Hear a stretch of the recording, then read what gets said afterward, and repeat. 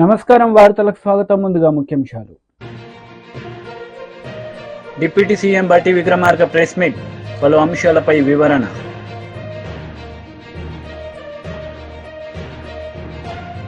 YCP మహిళా leader వరుడు Kalyani press meet, TDP నేతలపై ఫైర్. డిప్యూటీ సీఎం బట్టి విక్రమార్క ప్రెస్ మీట్ నిర్వహించారు. ఈ సందర్భంగా పలు అంశాలపై ఆయన మాట్లాడారు. స్కూల్స్ సంబంధించి పిల్లలు లేకపోతే మేనేజ్మెంట్ సంబంధించినటువంటి వాళ్ళు వారికి ఫోన్ చేసి మా స్కూల్స్ పరిస్థితి బాగాలేదు, ఒకసారి చూసిపోండి అని అడిగారంట. చెప్తూ ఆ స్కూల్స్లో పిల్లలు ఒకళ్ళ మీద ఒకళ్ళు పడుకునే పరిస్థితి, అక్కడ కావాల్సినటువంటి టాయిలెట్ సంబంధించినటువంటి పరిస్థితులు కానీ లేకపోతే మిగతా సప్లై చేసేటువంటి విధానం కానీ ఏమీ లేక ఇబ్బంది పడుతున్న పరిస్థితులు ఉన్నాయి రండి అని అన్నప్పుడు వారు స్పష్టంగా వారి సమాధానం చెప్తూ త్వరలోనే మేము ఈ ఇంటిగ్రేటెడ్ రెసిడెన్షియల్ స్కూల్స్ అన్నింటినీ రాష్ట్ర వ్యాప్తంగా కూడా ప్రకటిస్తున్నామని చెప్పి వారు నిన్న చెప్పి కూడా వచ్చారట. సో నేను ఈ సందర్భంగా ఎందుకు గుర్తు చేస్తూ ఉన్నానంటే, రాష్ట్రంలో చదువుకునేటువంటి ఈ రెసిడెన్షియల్ స్కూల్స్లో ఉన్నటువంటి వసతులు చాలా ఇబ్బందికరంగా ఉన్నాయి. సో దానికి సంబంధించిన సమాచారం కూడా కొంత ఇప్పుడు మనకి సంబంధించి రెసిడెన్షియల్ స్కూల్స్లో total number of residential schools 1023 residential schools ఉంటే 662 స్కూల్స్కి అసలు బిల్డింగ్స్ లేవు. జనరల్ రెసిడెన్షియల్ స్కూల్స్ సంబంధించి సరే 35 స్కూల్స్కి బిల్డింగ్స్ ఉన్నాయి, కానీ బీసీ వెల్ఫేర్ రెసిడెన్షియల్ స్కూల్స్ సంబంధించి 327 రెసిడెన్షియల్ స్కూల్స్ ఉంటే 306 స్కూల్స్ రెంటెడ్లోనే నడుస్తూ ఉన్నాయి. సోషల్ వెల్ఫేర్ రెసిడెన్షియల్ స్కూల్స్ సంబంధించి 268 స్కూల్స్ ఉంటే 135 స్కూల్స్ రెంటెడ్ బిల్డింగ్స్లో నడుస్తూ ఉన్నాయి. ట్రైబల్ వెల్ఫేర్ రెసిడెన్షియల్ స్కూల్స్ సంబంధించి 185 స్కూల్స్ ఉంటే 42 స్కూల్స్ రెంటెడ్ బిల్డింగ్స్లో నడుస్తూ ఉన్నాయి. మైనార్టీ వెల్ఫేర్ రెసిడెన్షియల్ స్కూల్స్ సంబంధించి 205 స్కూల్స్ ఉంటే 179 స్కూల్స్ రెంటెడ్ బిల్డింగ్స్లో ఉన్నాయి. అంటే ఈ బిల్డింగ్స్ ఇన్ఫ్రాస్ట్రక్చర్ లేకుండా, దాంట్లో సంబంధించినటువంటి సమగ్రమైనటువంటి టీచింగ్ వ్యవస్థ లేకుండా మనం అనుకున్న లక్ష్యాలను సాధించడం. అందుకే మేము రాగానే మేము బడ్జెట్ ప్రజెంట్ చేసినప్పుడు కూడా చెప్పాం, దాదాపు 5,000 కోట్ల రూపాయలని ఈ స్కూల్స్ మీద, ఇంటిగ్రేటెడ్ రెసిడెన్షియల్ స్కూల్స్ మీద మేము ఖర్చు పెట్టడానికి ఈ సంవత్సరం సిద్ధంగా ఉన్నామని చెప్పాం. గత ప్రభుత్వం నాకు తెలిసి 73 కోట్లు ఎంతో ఖర్చు పెట్టిందంట. 73 కోట్లు, లెస్ దెన్ 100 crores. నేను చెప్తాను చాలా సగౌరవంగా, మా పిల్లల కోసం ఈరోజు ఈ సంవత్సరం 5,000 కోట్ల రూపాయలని ఈ ఇంటిగ్రేటెడ్ రెసిడెన్షియల్ స్కూల్స్ కట్టడానికి ఇన్ఫ్రాస్ట్రక్చర్ డెవలప్ చేసి మంచి అద్భుతమైనటువంటి ఇంటర్నేషనల్ స్టాండర్డ్స్లో, అంటే ఆ స్కూల్స్ అన్నీ కూడా కట్టేవి కూడా ప్రతిదీ కూలంకషంగా లోతుగా అధ్యయనం చేసి ప్రతి సైట్ దగ్గర లైటింగ్ ఎటు నుంచి వస్తూ ఉంది, సన్ ప్యాచ్ ఎట్లా ఉంది, విండ్ ఎట్లా వస్తూ ఉంది, టెంపరేచర్ ఎలా ఉంది, ఇది ఈ రోజు కాదు కొన్ని సంవత్సరాలుగా అక్కడ ఉన్న పరిస్థితులు అన్నీ స్టడీ చేసి దానికి అనుగుణంగా మంచి వెంటిలేషన్ ఉండేటట్టుగా, గ్రీన్ ఎనర్జీని వాడేటట్టుగా, పిల్లలందరూ ఆహ్లాదకరంగా అన్ని వర్గాల వాళ్ళు ఆ స్కూల్లో ఉండేటట్టుగా, ఎస్సీసు, ఎస్టీసు, బీసీసు, మైనార్టీసు, జనరల్ స్టూడెంట్స్ అందరూ ఉండి ఒక కుటుంబం లాగా పిల్లలు చిన్నప్పటి నుంచే ఎదగటానికి కావలసినటువంటి వాతావరణాన్ని అక్కడ సృష్టిస్తూ, వాళ్ళకి ఎవరికి కూడా మేమేదో మామూలు స్కూల్లో చదువుకుంటున్నాం మాకు అవకాశాలు లేకుండా పోయే అనేటువంటి ఫీలింగ్ రాకుండా ఈ ప్రభుత్వం మాకు ఇంటర్నేషనల్ స్టాండర్డ్స్లో ఈ రాష్ట్రంలో ఎక్కడా లేనటువంటి ఫెసిలిటీస్ అన్ని కల్పిస్తూ ఏర్పాటు చేస్తున్నామని చెప్పారు. వీటి ప్రజెంటేషన్ ఇచ్చేటప్పుడు vision of the chief minister కూడా నేను 2-3 సార్లు విన్నాను వారు చెప్పి, కేవలం ఎడ్యుకేషన్తో ఒకటే మనం రుద్దటం కాదు, స్టూడెంట్స్కి ఎక్స్ట్రా కరిక్యులర్ యాక్టివిటీస్ కూడా వాళ్ళకు ఉండేటట్టుగా, స్పోర్ట్స్ బాగా ఉండాలి, ఎంటర్టైన్మెంట్ కూడా ఉండాలి. పిల్లలంతా గ్రామీణ ప్రాంతాల నుంచి వచ్చినటువంటి వాళ్ళు అయ్యో నేను ఐఎమ్ మిస్సింగ్ సంథింగ్, నాకు అవకాశాలు లేవే అనేటువంటి భావం వాళ్ళ కలగకుండా ఉండేటట్టుగా అవసరమైతే మనం ఆ స్కూల్లోనే థియేటర్ కూడా కడదాం, యాంపీ థియేటర్ కూడా కడదాం. వారానికి ఒకసారో, నెలకు ఒకసారో, 15 రోజులకు ఒకసారి అవసరమైతే మనం డైరెక్ట్ శాటిలైట్ ద్వారా పిక్చర్స్ కూడా వాళ్ళకి, పిల్లలకి ఐఎమ్ నాట్ మిస్సింగ్ ఎనీథింగ్ అనేటువంటి ఫీలింగ్ వచ్చేటట్టుగా ఉండాలని చెప్పి వారు ప్రత్యేకంగా కూడా చెప్పడం జరుగుతుంది. అంటే the commitment of the cabinet is so serious about the students and their upbringing. ఎంత సీరియస్గా ఉందో దాని గురించి చెప్పడం కోసం నేను ఉదాహరణగా చెప్తా ఉన్నాను. చాలా సంతోషంగా ఉంది నాకు కూడా. ఈ స్కూల్స్ అన్నిటినీ ఈరోజు ప్రకటిస్తూ మేమంతా రేపు 11వ తారీఖు నాడు విజయదశమి కంటే ముందు రోజు సాధ్యమైనంత మేరకు వైసీపీ లీడర్ మీడియా సమావేశం నిర్వహించారు. ఈ సందర్భంగా పలు అంశాలపై ఆయన మాట్లాడారు. ఓ బ్రహ్మాండమైన పాలిచ్చే గేదెని వదులుకున్న ఈ ఆంధ్ర రాష్ట్ర ప్రజలు దుక్కి దున్నే దున్నపోతుని తెచ్చుకొని ఈ రోజున లబోదీపం అంటున్నారు గ్రామాల్లో చెప్పుకుంటున్నాం. భారతదేశ రాజకీయాలే కాదు, ప్రపంచ దేశ రాజకీయాలలో కూడా 4 నెలల కాలంలోనే ఇంత పూర్తి వ్యతిరేకత తెచ్చుకున్న ప్రభుత్వం మరెక్కడ మనం చూసుండమని చెప్పి అంటున్నాం. ఓ పక్క దోపిడీలు, దౌర్జన్యాలు, ఆక్రమణలు, ఆస్తుల ధ్వంసం చేయటం, విగ్రహాలను కూల్చుకొట్టడం, స్వయాన మా పార్టీ భవనాన్ని కూల్చివేయటం, రెడ్ బుక్ రాజ్యాంగాన్ని ప్రవేశింపజేయటం, పోలీసుని పూర్తిగా రాజ్యాంగాన్ని వ్యతిరేక శక్తిగా పోలీసు వ్యవస్థను మార్చేయటం, వాళ్ళ జేబు సంస్థగా మార్చటం, పోలీసులను పెట్టి బెదిరించటం, కొట్టించటం, అరెస్టులు చేయటం, జైలు పాలు చేయటం లాంటివి తారాస్థాయికి జరిగిన ఈ సందర్భంలో వారి వైఫల్యాల నుంచి డైవర్షన్ పాలిటిక్స్ చేయటం, వరదల నుంచి డైవర్షన్ పాలిటిక్స్ చేయటం ఈ రోజున ఈ ప్రభుత్వ యొక్క విధానంగా మేము భావిస్తూ, కానీ ఎన్ని జిమ్మిక్కులు చేసినా 100 రోజుల నుంచి 120 రోజుల కాలం అయినా కూడా నువ్వు స్థిరపడకుండా, చెప్పిన హామీలను ఒక్క పెన్షన్లు తప్పించి ఏ ఒక్క హామీని నెరవేర్చకుండా, ఆ ఇచ్చిన పెన్షన్లలో కూడా సుమారుగా 1,00,000 పెన్షన్లు మీరు ఈ రోజున తొలగించారు చంద్రబాబు నాయుడు గారు. ఈ ఉసురు మీకు తగులుతుంది. ఏ పేదవాడు ఆ 3,000 కోసం, 4,000 కోసం 30 రోజుల పాటు ఎదురు చూస్తూ ఉంటాడో ఆ పేదవాడి యొక్క ఉసురు, ఆ ఘోష మీకు తగులుతుంది. ఎందుకంటున్నానంటే ఈ ప్రపంచంలో వాళ్ళకి ఎవరు ఉండరు. ఈ ప్రపంచంలో ఆ రోజు జగన్మోహన్ రెడ్డి గారు ఇచ్చిన 3,000 కోసం వాళ్ళు ఎదురు చూడకుండానే తెల్లవారుజామున 5 గంటలకు 1వ తారీఖు నాడు వారు తీసుకొచ్చిన వాలంటరీ వ్యవస్థలోని సైనికులు, సమాజ సేవకులు ఇంటి గడప దొక్కారు, తలుపు తట్టారు, నిద్ర లేపారు, జేబులో పెట్టి వాళ్ళ ఆశీర్వాదాన్ని తీసుకుని బయటకు వచ్చిన రోజుల్లో నుండి ఈ రోజున ఆ పెన్షన్దారులు ఎవరెవరైతే 1,00,000 మంది పెన్షన్లు కోల్పోయారో వారి యొక్క ఉసురు మనకు తగులుతుందని కూడా నేను అంటున్నాను. ఇది మంచిది కాదు ఈ ప్రభుత్వానికి. నారా ఘోష ఎప్పటికీ మంచిది కాదు. ఇప్పటికే మీరు దేవుడితో పెట్టుకున్నారు, స్వయానా శ్రీ వెంకటేశ్వర స్వామితో పెట్టుకున్నారు. మీకు గతంలో చాలా అనుభవాలు ఉన్నాయి. వెంకటేశ్వర స్వామితో పెట్టుకున్న ఎవ్వరూ బాగుపడిన దాఖలాలు లేవు.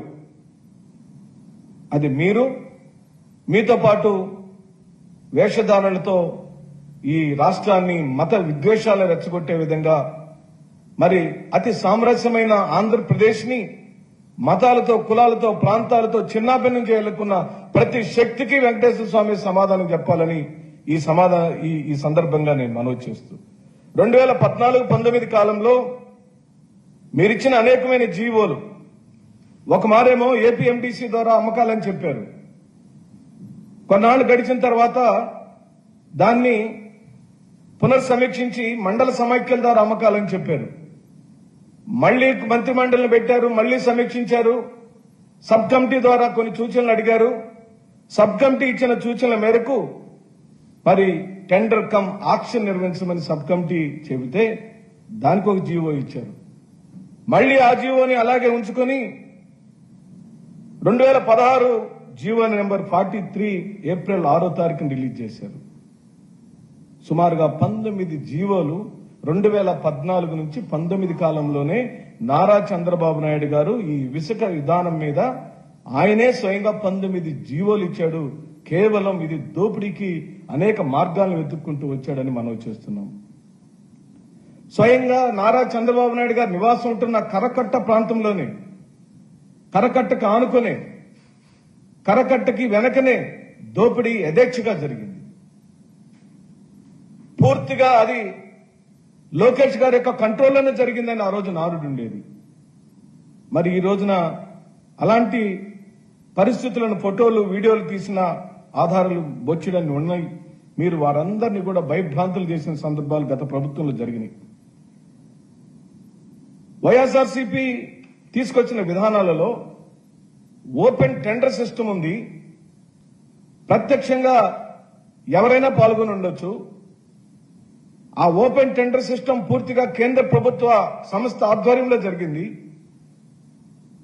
ఆ టెండర్ చేజిక్కించుకున్న సంస్థలు పూర్తిగా రాష్ట్రానికి కట్టవలసిన డబ్బులను కట్టారు. వాళ్ళు వ్యాపారాన్ని సక్రమంగా చేసుకున్న ఉదంతాలు మనం చూసాం. టన్నుకు కేవలం 475 రూపాయలు మాత్రమే జరిగింది ఛార్జీ. చంద్రబాబు నాయుడు గారు 475 రూపాయలు. టీడీపీ లీడర్ మీడియా సమావేశం నిర్వహించారు. ఈ సందర్భంగా పలు అంశాలపై ఆయన మాట్లాడారు. ఆట ఆడుకున్నారో ఇవాళ వివరంగా మనం ఒక్కసారి చూద్దాం. రివర్స్ టెండరింగ్ అడ్డం పెట్టుకొని కాంట్రాక్ట్లో అడ్డంగా దోచేశారా అప్పటి టీటీడీ బోర్డు? వాస్తవం, దోచేశారు. తమకు కావాల్సిన ఒక 7-8 సంస్థలను పెట్టుకొని వాటినే L1 L2 అంటూ వాటికి టెండర్లు ఇస్తూ 5 ఏళ్ళు టీటీడీ టెండరింగ్ రివర్స్ టెండరింగ్ అంటూ ఒక డ్రామా నడిపిందా? వాస్తవం. మార్కెట్ కంటే టీటీడీకి ఈ ఉత్తర భారతదేశానికి చెందిన సంస్థలు దాదాపు 40-50% తక్కువగా ఎలా సరఫరా చేశాయి? దీంట్లో కమిషన్లు ముట్టాయా? టీటీడీ బోర్డులో ఉండేవారికి, టీటీడీ చైర్మన్లకి, టీటీడీ ఈఓలకి ఖచ్చితంగా ముట్టాయనే తెలుస్తోంది. వాస్తవం. కేజీకి ఇంతని కమిషన్లు తీసుకున్నారా? వాస్తవం. అందుకే ఆంధ్ర, తెలంగాణ, ఈ దక్షిణ భారతదేశానికి చెందిన వాళ్ళని, రైతుల కోఆపరేటివ్ని పక్కన పెట్టారా ఉద్దేశపూర్వకంగా? వాస్తవం. ఒకవేళ ఒకరిద్దరు ఆంధ్ర ప్రాంతానికి చెందిన సంగం డైరీ లేకపోతే విజయ్ విశాఖ లాంటి డైరీలు వేసినా కూడా రివర్స్ టెండరింగ్ ప్రాసెస్లో మాకొద్దని వెళ్ళిపోయారా? వాస్తవం. దాని కర్ణాటక మిల్క్ ఫెడరేషన్ ఎందుకు 4-5 సార్లు రివర్స్ టెండరింగ్లో వెనక్కి వెళ్ళిపోయింది? ఈ కమిషన్లు ఇచ్చుకోలేకనా? వాస్తవం. రివర్స్ టెండరింగ్ అంటూ చాలా గొప్పగా చెప్పారు జగన్మోహన్ రెడ్డి గారు ఆయన వచ్చిన కొత్తల్లో, ఆయన ముఖ్యమంత్రిగా ఉన్నప్పుడు. అన్ని రంగాల్లో ఎలా అయితే అది రివర్స్ అయిపోయిందో, ఎలా బూమరాంగ్ అయిపోయిందో, నెయ్యి దీంట్లో కూడా అదే విధంగా రివర్స్ టెండరింగ్ తమకు అనుకూలంగా వాడుకున్నారు. ఆ 5 సంవత్సరాల పాటు ఏలిన టీటీడీ బోర్డు వాళ్ళు, టీటీడీ ఈఓలు, టీటీడీ చైర్మన్లు రివర్స్ టెండరింగ్ అని చెప్పి తాము చెప్పిన రేటుకి మొదటి బిడ్డింగ్ జరుగుతుంది, మళ్ళా వీళ్ళు చెప్పిన రేటుకే రివర్స్ బిడ్డింగ్ జరుగుతుంది. అందరూ కూడబలుకున్నట్టు 5-10 రూపాయల తేడాలతో వేస్తుంటారు. దీన్ని రివర్స్ బిడ్డింగ్ అయ్యారు. మనం చాలాసార్లు వీళ్ళు సిండికేట్ అయిపోయారా అని చాలాసార్లు ఆ మాట వింటుంటాం. ఖచ్చితంగా ఈ నెయ్యి విషయంలో దేవస్థానంలోని కాంట్రాక్టర్లు, దేవస్థానంలోని ఉద్యోగులు, అప్పటి కొంతమంది ఉద్యోగులు, కొంతమంది ఆఫీసర్లు, కొంతమంది బోర్డు సభ్యులు, ఈఓ, చైర్మన్లు కలిసి ఒక ఉమ్మడి కుటుంబం మారి, బాగా కృష్ణవంశీ గారు ఉమ్మడి కుటుంబం మారి, అంతా నీకది నాకిది, ఈసారి నువ్వు తీసుకో, ఈసారి నేను తీసుకుంటా, ఈసారి నువ్వు L1గా ఉండు, ఈసారి నేను L2గా ఉంటాను, ఈసారి నువ్వు 13 లక్షల కేజీలు తీసుకో, ఈసారి నేను లాస్ట్ టైం వాడికి ఇచ్చాం కదా, ఈసారి ఒక బోలే బాబా ఉన్నారా వాడిని పిలుస్తాను రా ఈసారి. ఈ టైప్లో 5 సంవత్సరాల పాటు దోపిడీ డ్రామాను నడిపారు. ఇంత పెద్ద ఎత్తున టీటీడీ 52 లక్షల కేజీలు పర్ ఇయర్, 52 లక్షల కేజీలు సంవత్సరానికి టీటీడీ నెయ్యి కొనుగోలు చేస్తుంటే భారతదేశం మొత్తం మీద కేవలం 15 సంస్థలు మాత్రమే ఈ 5 సంవత్సరాల్లో టెండర్గా అప్లై చేశాయి. ఆ 15 సంస్థల్లో కూడా 5 సంస్థలు, 4 ఆంధ్రావి, 1 కర్ణాటకది. మేము దీంట్లో పాల్గొనలేం బాబు, మాకు రివర్స్ వద్దు, ఏమొద్దు, మీ రివర్స్ మీ దగ్గర పెట్టుకొని వెళ్ళిపోయినాయి. సంగం డైరీ అప్లై చేసి ఫస్ట్ బిడ్డింగ్ చేసింది, వెళ్ళిపోయింది. విజయ్ విశాఖ వచ్చింది, వెళ్ళిపోయింది. ఆ తర్వాత బెంగళూరు మిల్క్ ఫెడరేషన్ వచ్చింది, వెళ్ళిపోయింది. ఇట్లా 5 సంస్థలు వెళ్ళిపోయినాయి. పోతే 9-10 సంస్థలు మాత్రం ఉన్నాయి. దాంట్లో 7-8 సంస్థలకు మాత్రమే ఈ 5 సంవత్సరాల్లో టెండర్లు దక్కాయి. ఎక్కువగా దక్కింది కేవలం 4 సంస్థలకే. ఈ 4 సంస్థలనే అటు ఇటు వాడికి L1, వీడికి L2, వాడికి L2, నెక్స్ట్ టైం వాడికి L1, ఈ 4 సంస్థలతోనే డ్రామా మొత్తం నడిపారు. దాదాపు కనీస పక్షంలో 1,200 కోట్ల రూపాయలు విలువ చేసే నెయ్యి గత 5 సంవత్సరాల్లో కొనుగోలు చేయగా మినిమం అంటూ చూస్తే అంటే కేజీకి 60-70 రూపాయలు మినిమంగా కమిషన్ ముట్టాయని తెలుస్తోంది. బీఆర్ఎస్ లీడర్ మీడియా సమావేశం నిర్వహించారు. ఈ సందర్భంగా పలు అంశాలపై ఆయన మాట్లాడారు. నెగ్లెక్ట్ చేస్తున్నారంటే అన్ని హామీల లెక్కనే అన్ని మేనిఫెస్టోలో పెట్టిన విధంగానే దీన్ని కూడా మర్చిపోతాను అనుకుంటా ఉన్నారు. మేము మర్చిపోము. ఇది ఇలా మా దీర్ఘకాలిక పోరాటం ఈ మాదిగ సామాజిక వర్గానికి సంబంధించినటువంటి నాయకులు అనేక పోరాటాలు చేసిండ్రు, అనేక ప్రాణత్యాగాలు చేసిండ్రు. ఆ ప్రాణత్యాగాల ఫలితంగా ఉద్యమాల ఫలితంగా సుప్రీంకోర్టు తీర్పునిచ్చింది. ఇలా మీ మీ మీ మీ ఎస్సీ వర్గీకరణ మీద కాంగ్రెస్ పార్టీ ఎన్ని కమిషన్లు వేసింది అనుకున్నావు? ఇప్పటి వరకు అసలు దేశంలో 1965లో లోకూర్ కమిషన్ వేసింది. దేశవ్యాప్తంగా కాంగ్రెస్ పార్టీ అధికారంలోకి వస్తే మేము రిజర్వేషన్లు ఇస్తామనేసి. 1996లో రామచంద్రరాజు కమిషన్ వేసింది ఆనాటి తెలుగుదేశం ప్రభుత్వం. అదేవిధంగా 2007లో ఉషా మెహర్ కమిషన్ వేసింది అప్పుడు కాంగ్రెస్ హయాంలో. ఇలా 2000 సంవత్సరం నుంచి 2004 సంవత్సరం వరకు వర్గీకరణ జరిగింది. వర్గీకరణ చట్టం రావడం వల్ల ఆ 4 సంవత్సరాలల్లా 23,000 మందికి లబ్ధి చేకూరింది. ఇలా 2004 నుంచి 2024 వరకు ఈ 20 సంవత్సరాల ఈ వర్గానికి సంబంధించినటువంటి ఈ వర్గ ఉద్యోగ నియామకాలలో వేల సంఖ్యలలో నష్టపోయినరు. ఇలా మీరు డిఎస్సి నోటిఫికేషన్ ఇచ్చి డిఎస్సి రిజల్ట్ ఇచ్చి మీరు నియామక పత్రాలు ఇస్తా అంటే మరిగా మీరు ఇచ్చినటువంటి హామీ ఏంది అని ముఖ్యమంత్రిని అడుగుతా ఉన్నా నేను. అసెంబ్లీలో మీరు ఎందుకు మాట ఇచ్చారు, మాట ఎందుకు తప్పారు అని ముఖ్యమంత్రి గారిని మేము నిలదీస్తా ఉన్నా. మీరు చేస్తారా చేయరా? ఈ మాదిగలను అన్ని వర్గాలను మోసం చేసినట్టే తెలంగాణ మాదిగలను మోసం చేయదలుచుకున్నారా? కారణం ఏంది? ఎందుకు ఆగింది? ఎవరి వల్ల ఆగింది? ఎవరికి ప్రయోజనాలు చేకూర్చాలని ఆగుతుంది అంటున్నా. ఎవరి ప్రలోభాలకు మీరు లొంగుతున్నారని అడుగుతా ఉన్నాం మేము కాంగ్రెస్ ప్రభుత్వాన్ని. ఇలా ఇంత అన్యాయమా? ఇలా కాంగ్రెస్ పార్టీ మేనిఫెస్టోలో పెట్టింది. ఏం పెట్టింది? ఆనాడు చేవేళ్ల డిక్లరేషన్. ఇది అభయహస్తం. తెలంగాణ రైతులకు నిరుద్యోగులకు భస్మాసుర హస్తం. ఇలా మాదిగలకు కూడా భస్మాసుర హస్తం. ఇది కాంగ్రెస్ అభయహస్తం. అంటే అన్ని వర్గాలకు అభయహస్తం కాదు, ఇది భస్మాసుర హస్తం. ఇలా మేము అడుగుతా ఉన్నాం. ఆనాడు మీరు ఏం చెప్పిండ్రు? ఎస్సీ రిజర్వేషన్లు పెంపు, ఎస్సీ వర్గీకరణకు అమలుకు కట్టుబడి ఉన్నామని చెప్పిండ్రు. ఏమైంది మరి? 65 రోజులు మీరు సొంతంగా చేసేటువంటి అవకాశం లేదు. సుప్రీంకోర్టే గైడ్ లైన్ ఇచ్చింది. రాష్ట్రాలకు అధికారాలు ఇస్తున్నాము. ఆర్టికల్ 341 ప్రకారము రాష్ట్రాలకు అధికారాలు ఇస్తున్నామని వైసీపీ లీడర్ మహిళా లీడర్ వరుడు కళ్యాణి మీడియా సమావేశం నిర్వహించారు. ఈ సందర్భంగా పలు అంశాలపై ఆమె మాట్లాడారు. కనిపిస్తూ ఉంది. ఈరోజు చెప్పండి, ఈ ఆంధ్రప్రదేశ్ రాష్ట్రంలో ఆడపిల్లలకి ఆపదొచ్చినప్పుడు చెప్పుకోవడానికి ఏదైనా వ్యవస్థ ఉందా? ఒక్క వ్యవస్థ చూపించండి. ఉన్న వ్యవస్థని, ఆ దిశ యాప్ని కానీ దిశ పోలీస్ స్టేషన్స్ని నిర్వీర్యం చేసేశారు. ఇప్పుడు ఈ ప్రభుత్వం అధికారంలోకి వచ్చాక ఇన్ని సంఘటనలు జరుగుతూ ఉన్నాయి. వీళ్ళ రక్షణ కోసం పోని మంత్రివర్గం ఏమైనా ఒక సమావేశం ఏర్పాటు చేసి దీనికోసం ఒక జీవో తీసుకొచ్చారా? ఆడపిల్లల రక్షణ కోసం మరింత మెరుగైన వ్యవస్థను, మరింత మెరుగైన యాప్ను ఏమైనా తీసుకొచ్చారా? అవి ఏవీ చేయట్లేదు. అసలు ఆ దిశ యాప్ కానీ దిశ చట్టం కానీ ఇలాంటి పనులు చేసే కామాంధుల పాలిట ఒక సింహ స్వప్నంలా, ఒక వజ్రాయుధంలా పనిచేసేది. అర్ధరాత్రి అయినా ఆడపిల్లలు ధైర్యంగా ఆ దిశ యాప్ ఫోన్లో ఉంటే ధైర్యంగా వెళ్ళే పరిస్థితిని కల్పించేది. సరే, ఆ జగనన్న అది ప్రవేశపెట్టాడు కాబట్టి మీకు ఇష్టం లేదు, కానీ ఆ ఆయుధాన్ని ఇలా నాశనం చేసేస్తే ఈరోజు ఆడపిల్లల దుస్థితి మనం చూస్తూ ఉన్నాం. మొన్న చూస్తే విజయనగరంలో 6 నెలల పసికందు మీద అత్యాచారం. అలాగే ప్రతి జిల్లాలో కూడా ఇలాంటి సంఘటనలు ఎన్నో. లోకేష్ గారి సొంత నియోజకవర్గంలో వరుసగా 3 సంఘటనలు.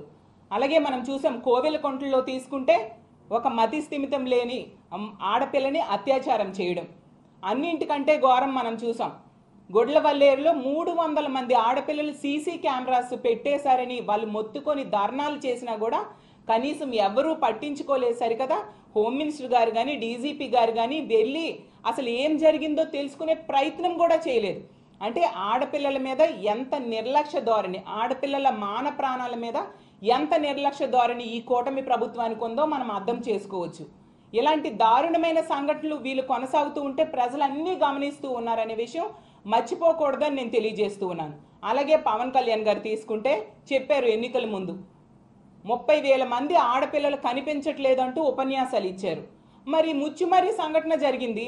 అప్పుడు ఇన్ని రోజులైనా కూడా ఆ మృతదేహాన్ని ప్రభుత్వం కానీ పోలీసులు కానీ కనిపెట్టలేని పరిస్థితి అయింది. మరి పవన్ కళ్యాణ్ గారు ఎందుకు ప్రశ్నించట్లేదు? అలాగే రాంబెల్లి సంఘటన జరిగింది, ఏం పరామర్శకు వెళ్ళొచ్చు కదా. గొడ్లవల్లేరు సంఘటన అయింది, వాటన్నిటి గురించి ఎందుకు మాట్లాడలేదు? ఈవెను ఈ పొంగనూరు సంఘటన జరిగినప్పుడు పవన్ కళ్యాణ్ గారు అదే జిల్లాలో తిరుపతిలో ఉన్నారు. పోలీసులకు డైరెక్షన్స్ ఇవ్వచ్చు, లేదా కుటుంబం దగ్గరికి వెళ్ళి ఒక ధైర్యాన్ని భరోసాని ఇవ్వచ్చు. అవేమీ చేయట్లేదు. ఇదేనా మీ అందరి బాధ్యత ఆడపిల్లల మీద, ఆడపిల్లల రక్షణ మీద నేను ప్రశ్నిస్తూ ఉన్నాను. అసలు ఈ రాష్ట్రంలో ఈ ప్రభుత్వం గొప్పగా చెప్పుకుంటూ ఉంటుంది, ఇదేదో మరి చాలా మంచి ప్రభుత్వం అని చెప్పి. కానీ ఇది మంచి ప్రభుత్వం కాదు, ఆడపిల్లలను అంతమొందించే ప్రభుత్వం అని ఈ రాష్ట్రంలో ఉన్న ప్రజలందరూ కూడా అనుకుంటూ ఉన్నారు. చంద్రబాబు నాయుడు గారు ఎన్నికల టైంలో ఓదరగొట్టేస్తూ అతను ఎమ్మెల్యే క్యాండిడేట్స్ ప్రచారం చేశారు, బాబు షూరిటీ భవిష్యత్తు గ్యారంటీ అంటూ. కానీ చంద్రబాబు నాయుడు గారు ముఖ్యమంత్రిగా కూటమి ప్రభుత్వం అధికారంలోకి వచ్చాక ఈ రాష్ట్రంలో ఆడపిల్లల మాన ప్రాణాలకు షూరిటీ లేని పరిస్థితిని కూటమి ప్రభుత్వం తీసుకొచ్చింది. అసలు ఇంత దుర్మార్గమైన పాలన, ఇంత నిర్లక్ష్యపూరితమైన పాలన గతంలో ఎన్నడూ చూడని పరిస్థితి. అలాగే ఇన్ని సంఘటనలు జరుగుతున్నాయి. కేవలం 4 నెలల్లో మనకి 100కు పైగా ఆడపిల్లల మీద అత్యాచారాలు, హత్యలు జరుగుతూ ఉన్న సంఘటనలు మనం చూస్తూ ఉన్నాం. ప్రభుత్వం నుంచి కనీసమైన స్పందన లేదు. అసలు ఆడపిల్లలు మనందరి ఇళ్లలో ఉన్నారు, దీని మీద మనందరం ఉద్యమించాల్సిన అవసరం ఉంది.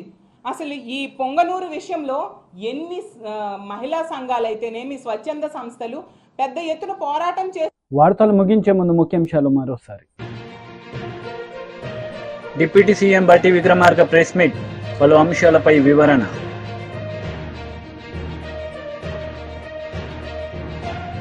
వైసీపీ మహిళా లీడర్ వరుడు కళ్యాణి ప్రెస్ మీట్, టీడీపీ నేతలపై ఫైర్.